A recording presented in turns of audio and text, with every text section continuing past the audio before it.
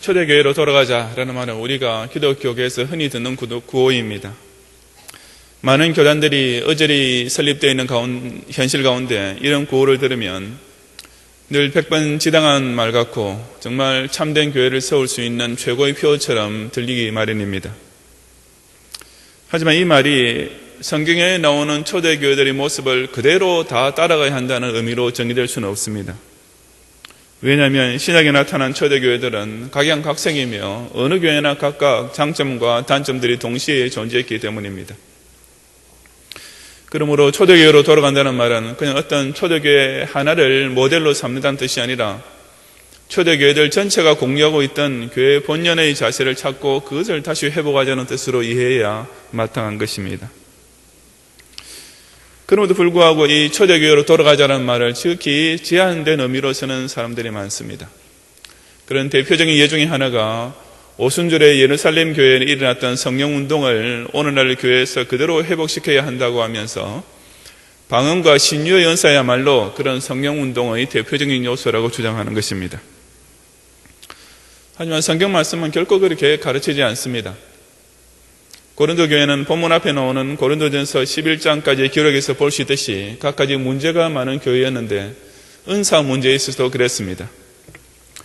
이 시간 저는 본문 말씀을 통하여서 고린도 교회 안에 잘못 인식되어 있던 은사 문제를 지적하면서 진정으로 성령 충만한 교회와 성도의 모습이 어떤 것인지를 우리에게 가르치는 말씀을 통해서 함께 상고해 보고자 합니다. 첫째로 예수 그리스도에 대한 신앙 고백을 중심으로 많은 지체가 한 몸이 되는 것이야말로 가장 중요한 성령 충만의 모습입니다. 1절부터 3절까지 본문을 다 같이 함께 봉독하겠습니다. 형제들아, 신령한 것에 대하여는 내가 너희의 알지 못하기를 원치 아니하노니 너희도 알거니와 너희가 이방인으로 있을 때 말 못하는 우상에게로 끄는 그대로 끌려갔느니라. 그러므로 내가 너희에게 알거노니 하나님의 영으로 말하는 자는 누구든지 예수를 저주할 자라 하지 않고 또 성령으로 아니하고는 누구든지 예수를 주시라 할 수 없느니라 고 했습니다. 사도 바울은 여기서 뭔가 신령한 것에 대해서 가르쳐주기를 원하면서 고린도 교회 교인들이 이것을 모르는 자가 되어서는 안 된다고 했습니다. 즉 신자라면 마땅히 신령한 것에 대해서 알고 믿고 말할 수 있어야 한다는 뜻입니다. 우리가 이런 신령한 것에 속하기 전에 우리의 생각과 의지라는 것은 그저 우상에게 질질 끌려다니던 비참한 존재에 불과했습니다. 하지만 중생받은 신자는 이제부터 적어도 영적인 것을 가지고 논할 줄 아는 사람들이 된 것입니다. 그렇다면 사도 바울이 논하기 시작한 신령한 것의 제일 처음이 과연 무엇이었습니까? 지금 뭔가 영적으로 깊은 것을 고린도 교회 교인들에게 가르치려는 사도 바울이 제일 먼저 어떤 종류의 성령 충만을 말하고 있습니까? 그것은 바로 하나님 영으로 말하는 자는 누구든지 예수 그리스도를 저주하지 않는다라는 사실과 누구든지 성령으로만이 예수 그리스도를 구세주라고 고백할 수 있다라는 사실이었습니다. 간단히 말해서 예수 그리스도에 대한 진실한 신앙 고백, 이것이야말로 신령한 것이며 하나님의 성령이 충만한 상태인 것입니다. 너무나 간단한 말 같지만 결코 가볍게 여겨서는 안 될 성령 충만의 가장 기본적인 모습이 바로 이것입니다. 이전에는 우상 종교와 불신 사상에 사로잡혀 있던 우리의 생각이나 썩어질 것과 사단의 유혹에 매여 살고 있던 우리의 사고 구조가 이제는 예수 그리스도를 알고 그분을 하나님의 아들로 나의 구주로 믿고 고백하고 증거할 줄 아는 영으로 바뀌어졌습니다. 이 얼마나 신기한 역사이며 이 얼마나 놀라운 기적입니까? 실로 하나님의 영이 충만치 않고는, 실로 성령이 우리의 심령과 입술을 주장하지 않고는 도저히 일어날 수 없는 일이 벌어진 것입니다. 그러므로 예수 그리스도에 대한 진실한 신앙 고백, 이것보다 더 강력하고 더 중요한 성령 충만이라는 것은 결코 존재하지 않는 것입니다. 우리 계속 4절 이하 13절까지 함께 봉독하겠습니다. 은사는 여러 가지나 성령은 같고 직임은 여러 가지나 주는 같으며 또 역사는 여러 가지나 모든 것을 모든 사람 가운데서 역사하시는 하느님은 같으니 각 사람에게 성령의 나타남을 주심은 유익하게 하려 하심이라. 어떤 이에게는 성령으로 말미암아 지혜의 말씀을, 어떤 이에게는 같은 성령을 따라 지식의 말씀을, 다른 이에게는 같은 성령으로 믿음을, 어떤 이에게는 한 성령으로 병 고치는 은사를, 어떤 이에게는 능력 행함을, 어떤 이에게는 예언함을, 어떤 이에게는 영들 분별함을, 다른 이에게는 각종 방언 말함을, 어떤 이에게는 방언들 통역함을 주시나니 이 모든 일은 같은 한 성령이 행하사 그 뜻대로 각 사람에게 나누어 주시느니라. 몸은 하나인데 많은 지체가 있고 몸의 지체가 많으나 한 몸인과 같이 그리스도도 그러하니라.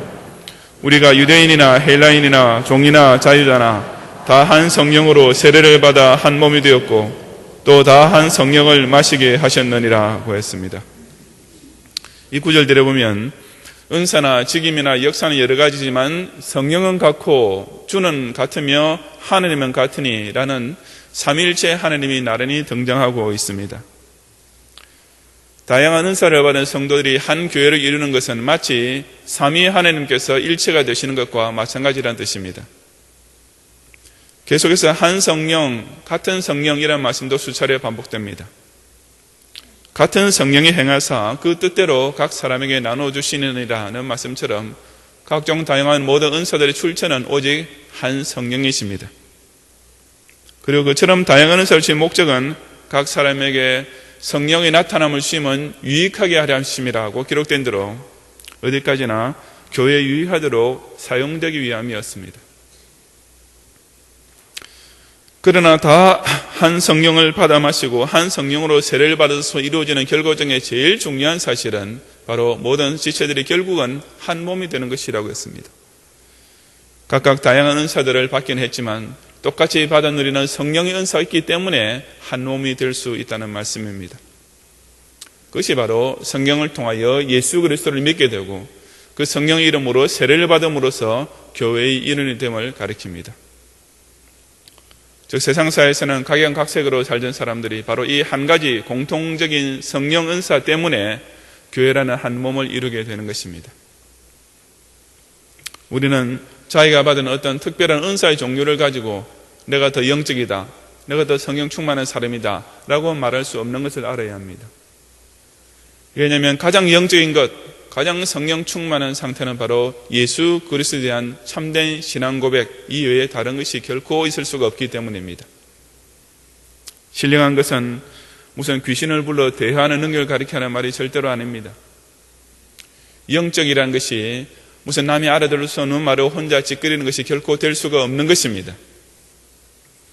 예수 그리스도는 하느님의 아들이시며 나의 구세주시다 라고 정신 똑바로 차린 말 한마디를 할 줄 아는 것, 바로 이 신앙 고백의 터 위에 함께 모여 예수 그리스도의 몸 되신 교회를 이루는 것이야말로 진정 성령 충만한 신자가 발휘하는 최고의 신령한 은사인 것을 깨닫는 성도들이 되시기를 바랍니다. 둘째로 다양한 은사를 받은 많은 지체들이 교회를 중심으로 온전한 성도의 교제를 이루는 것이 또한 진정한 성령 충만의 모습입니다. 14절부터 21절까지 말씀을 다 같이 함께 봉독하겠습니다. 몸은 한 지체뿐이 아니요 여럿이니 만일 발이 이르되 나는 손이 아니니 몸에 붙지 아니하였다 할지라도 이로 인하여 몸에 붙지 아니한 것이 아니요 또 귀가 이르되 나는 눈이 아니니 몸에 붙지 아니하였다 할지라도 이로 인하여 몸에 붙지 아니한 것이 아니니 만일 온몸이 눈이면 듣는 곳은 어디며 온몸이 듣는 곳이면 냄새 맡는 곳은 어디뇨. 그러나 이제 하느님이 그 원하시는 대로 지체를 각각 몸에 두셨으니 만일 다 한 지체뿐이면 몸은 어디뇨. 이제 지체는 많으나 몸은 하느라.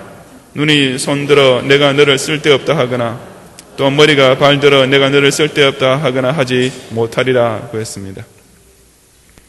교인들에게서 나타난 두 가지 대표적인 잘못들이 있는데 그중 하나는 스스로 나는 이 교회에서 다른 교인보다 덜 중요한 존재다라고 생각하는 것입니다. 그리고 그런 잠재의식에 사로잡힌 교인은 항상 교회에서 가장자리만을 겉돌며 좀처럼 교회 중심으로 들어오려 하지 않습니다. 아니 사실은 그렇게 적당히 소위 부담 없이 교회 생활을 하는 것을 은근히 즐기기까지 하는 것입니다. 사도 바울은 바로 그런 교인들을 염두에 두고서 여기서 몸의 여러 지체들을 들어 비유하고 있습니다. 발이 손보다 좀 덜 중요하다고 스스로 나는 몸에 붙지 아니하였다라고 말할 수 있겠느냐고 사도 바울은 반문했습니다. 귀가 얼굴의 다른 지체들, 즉 눈이나 코나 입처럼 한가운데 붙어 있지 않고 가장자리에 있다고 해서 몸에 붙어 있지 않는 지체가 되겠느냐고 또 반문했습니다. 물론 결코 그렇지 않습니다. 교회에 지체된 교인들도 마찬가지입니다. 일단 예수 그리스도를 믿는 온전한 신앙 고백을 한 신자라면 그 나머지 받은 은사의 종류나 정도에는 아무 상관없이 모두 다 교회에 꼭 필요하고 요긴한 지체일 따름입니다. 목사가 예수 그리스도에게 가장 가까이 붙어있는 사람이고 장로가 교회 중심에 가장 밀접해 있는 직분은 아닌 것입니다. 우리 모두는 다 그의 몸 대신 교회 안에서 머리 대신 예수 그리스도와 똑같은 거리, 즉 제로의 거리를 두고 있는 지체나 마찬가지입니다. 각각 받은 달란트가 다르고 직분이 다른 이유는 그저 하나님이 원하시는 대로 각각 지체를 몸에 두셨기 때문일 뿐입니다. 그러니 어디에 붙어있든지 간에 교회 안에서 어떤 직분을 가지고 있든지 간에 다 한 몸에 직결되어 있는 지체들인 것입니다. 이처럼 교회는 단일체인 동시에 다양성을 포함하고 있는 단체입니다. 개인 신자의 개성이라는 것이 교회라는 공동체 때문에 파괴되는 것이 아니며 교회로서의 일체성이 개인 신자를 서로 분리시키는 것도 결코 아닙니다. 왜냐하면 다 붙어있기 때문입니다. 교회는 각자가 다 몸에, 즉 그리스도의 몸 되신 교회 안에 예수님과 한 채의 간격도 없이 찰싹 달라붙어 있기 때문입니다. 그처럼 몸에 붙어있는 지체가 되어 있기만 하면 그 어떤 교인도 결코 덜 중요한 지체가 될 수는 없는 것이 아니겠습니까? 다른 말로 하자면 각 교인은 교회를 통해 예수님께 확실히 붙어 있든지 아니면 붙어 있는 것 같지만 실상은 완전히 떨어져 있든지 그 둘 중에 하나일 뿐인 것입니다. 그래서 이어지는 22절부터 26절까지 함께 봉독하겠습니다. 이뿐 아니라 몸이 더 약하게 보이는 지체가 도리어 요긴하고 우리가 몸이 덜 귀히 여기는 그것들을 더욱 귀한 것들로 입혀주며 우리의 아름답지 못한 지체는 더욱 아름다운 것을 얻고 우리의 아름다운 지체는 요구할 것이 없으니 오직 하나님이 몸을 고르게 하여 부족한 지체에게 종기를 더하사 몸 가운데서 분쟁이 없고 오직 여러 지체가 서로 같이 하여 돌아보게 하셨으니 만일 한 지체가 고통을 받으면 모든 지체도 함께 고통을 받고 한 지체가 영광을 얻으면 모든 지체도 함께 즐거워하나니 라고 했습니다. 자기 스스로 덜 중요하다고 생각하고 교회로부터 적당히 거리를 두고 사는 교인도 잘못이지만 다른 약한 교인을 보고 저 사람 우리 교회에서 별로 필요 없는 존재라고 생각하는 것은 더 큰 잘못입니다. 여기서 사도 바울이 몸이 더 약하게 보이는 지체가 더 요긴하고 라고 말씀하고 있는 내용이 바로 그것입니다. 그러면서 바울은 사람들도 몸의 덜 귀히 여기는 그것들을 더 귀한 것들로 입혀준다라고 했습니다. 사람들은 자기 몸을 장식할 때 아름다운 지체이다 하지 않고 상대적으로 못생긴 부분이다 하기 마련입니다. 사람은 영롱한 눈앞에 무엇을 달지 않고 그 대신에 쭈글쭈글하게 생긴 못생긴 귀에다가 귀걸이를 해서 그 귀가 좀 더 아름답게 보이게 하려 합니다. 목에 목걸이를 하고 손목에 팔찌를 끼고 손가락에 반지를 끼는 것 역시 그것들이 다 밋밋하고 그 자체로는 별로 아름다울 것이 없기 때문인 것입니다. 사도 바울은 놀랍게도 하나님께서도 그와 꼭 마찬가지로 몸을 고르게 하여 부족한 지체에게 존귀를 더하시는 분이라고 했습니다. 교회 안에서 남들에게 덜 중요하게 보이고 약하게 보이는 교인들에게 오히려 하나님께서는 당신께서 친히 아름다운 것으로 장식해 주신다고 한 것입니다. 그 대신 아름다운 지체는 요구할 것이 없으니 그냥 가만두신다고 했습니다. 그렇게 함으로써 전체적으로 몸을 고르게 하시는 결과를 낳게 되는 것입니다. 그렇다면 하나님께서는 과연 어떻게 그처럼 약한 교인에게 존귀라는 특별한 장식이 입히도록 해주십니까? 바로 여러 지체가 서로 같이 하여 돌아보는 과정을 통하여 이루어 주십니다. 약한 지체, 덜 중요하게 보이는 교인들일수록 더욱 신경을 쓰고 잘 보살펴주고 존귀하게 여겨주는 것은 바로 다른 모든 교인들, 특히 더 이상 요구할 것이 없는 아름다운 지체된 교인들이 해야만 할 사명인 것입니다. 약한 지체가 고통받을 때 함께 고통받는 자세와 마찬가지로 아름다운 지체가 영광을 얻을 때 함께 기뻐해 주는 것 역시 서로 돌아보는 자세의 요건이 됩니다. 그래서 로마서 12장 15절과 16절에서도 즐거워하는 자들로 함께 즐거워하고 우는 자들로 함께 울라.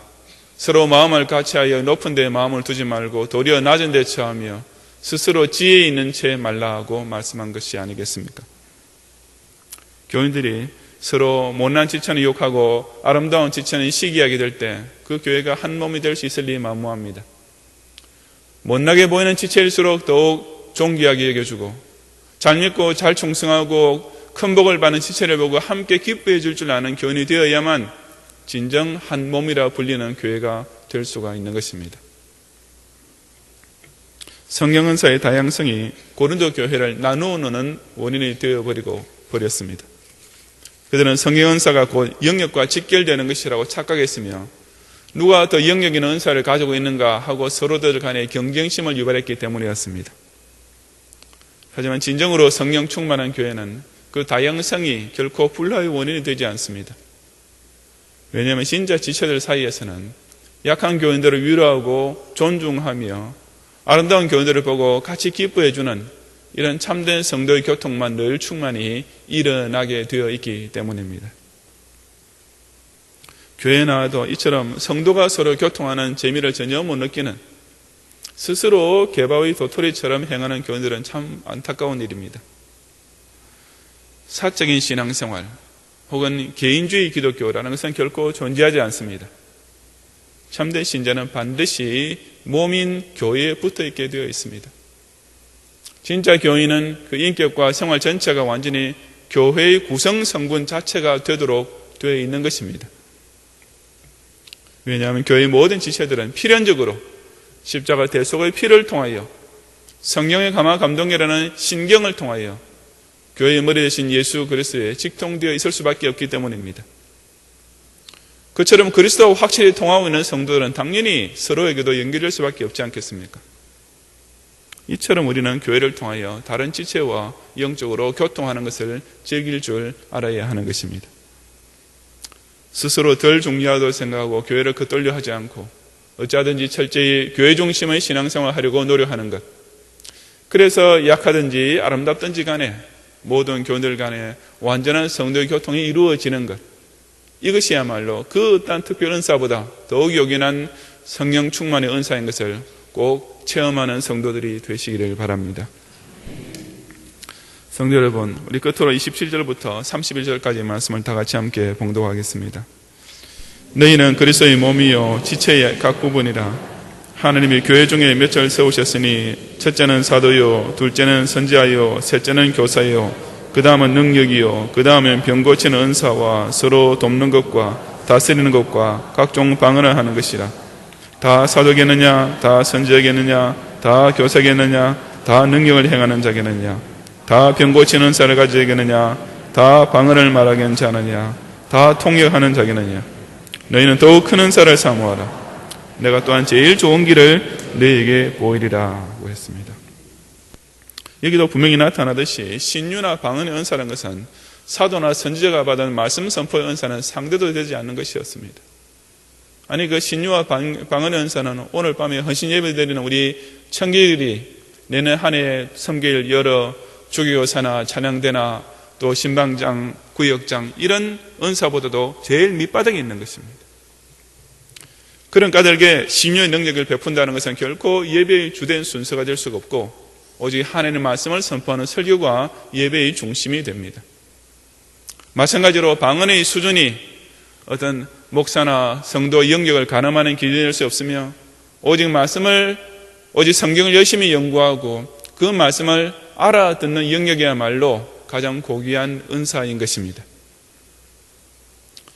오늘날 성령께서는 예루살렘 교회 오순절 때처럼 불의 혀같이 갈라지는 모양으로 임하지 않으십니다. 하지만 예수 그리스도를 구주로 영접하는 심령의 세례를 통하여 여전히 우리에게 충만히 임하십니다. 오늘날 성령께서는 그 오순절 때처럼 신자들 하여금 한 번도 배워본 적이 없는 외국어가 입에서 술술 나오도록 역사하지는 않으십니다. 하지만 그 대신에 성경이 각국 언어로 번역되게 하심으로써 여전히 하나님께서 행하시는 큰 일이 온 세상에 증거되게 하고 계십니다. 그런 까닭에 초대교회로 돌아간다는 것이 오순절에 있었던 외면적인 사건들을 오늘날 그대로 재현하는 것이 절대로 아닌 것입니다. 오순절의 사건은 교회를 탄생시키기 위하여 성령께서 아주 특별하게 역사하신 단 1회로 끝난 사건이었을 뿐입니다. 그럼에도 불구하고 소위 은사운동이라는 것은 오순절 사건 때 일어난 것과 똑같은 은사를 받아야만 제대로 성령을 받은 것이라고 크게 사람들을 오도하고 있습니다. 즉 신유나 방언 은사를 받은 사람이 마치 다른 은사 받은 사람보다 더 영역이 강한 것처럼 되었고 그 결과 자기가 받은 은사의 종류에 따라 열등의식 혹은 우월감을 가지게 되면서 교회 내에 위화감을 조성하고 있는 것입니다. 하지만 교회의 머리 대신 예수 그리스도께서는 교회가 무슨 그런 신유와 방언의 쇼 무대가 되기를 결코 원하지 않으시며 오직 복음의 말씀이 바로 선포되는 것이 되기를 원하고 계십니다. 성령께서는 그 지체된 교인들이 신유와 방언의 은사를 달라고 기도하는 것이 아니라 예수 그리스도의 신앙을 확실히 얻고 소유하고 교회를 중심으로 그 복음 전파에 사용되는 지체가 될 수 있도록 기도하기를 더욱 바라고 계시는 것입니다. 이처럼 예수 그리스도에 대한 참된 신앙 고백과 교회 중심으로 성도가 서로 교통하는 진짜 성령 충만의 체험을 통하여 이 경양교회 안에서 실로 많은 지체가 한 몸을 이루는 은혜를 새해에는 더 강하고 더 뜨겁게 맛보는 우리 모든 성도들과 정직이들이 되시기를 주님의 이름으로 축원합니다.